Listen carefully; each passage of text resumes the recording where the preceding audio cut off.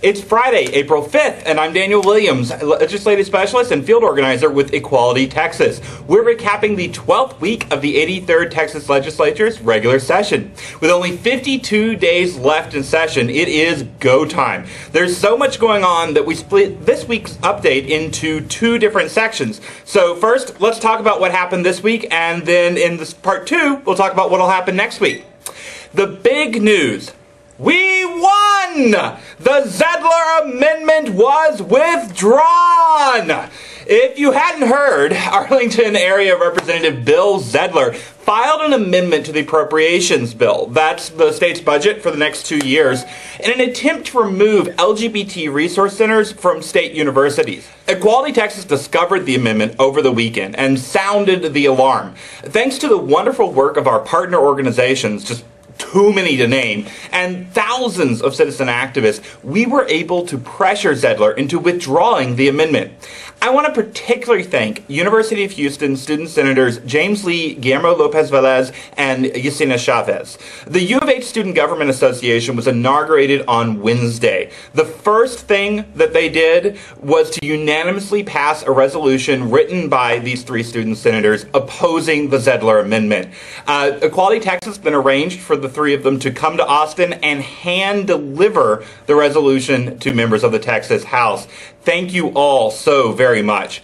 So you know, if the amendment had made it to the floor, we had prepared our allies in the House with questions, facts, and supporting statements in an effort to defeat it. Zedler knew his amendment was unpopular and that we were prepared for it, which is why he withdrew it. Unfortunately, several good amendments were also defeated last night. Representative Lon Burnham of Fort Worth and Representative Garnet Coleman of Houston filed amendments to require enumerated reporting of bullying and harassment in public schools. Coleman has filed this amendment several times over previous sessions, and it's passed twice before, but it was defeated this time. We're talking to the members who voted against it in hopes of changing their minds. Representative Roberto Alonzo of Dallas filed an amendment to collect data on LGBT youth and indigent mental health care. It was also defeated. Thank you so much, Representatives Burnham, Coleman, and Alonzo, for your support.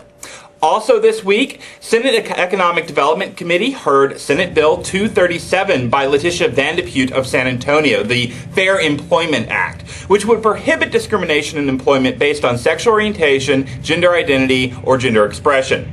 There were a small handful of people opposed to the amendment. Here's what they had to say. Let's see here.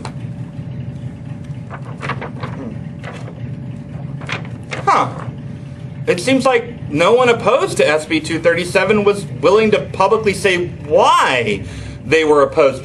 Maybe that's because they know that 76% of voters in Texas support employment non-discrimination. Oh, and that includes a majority of both Republicans and Democrats.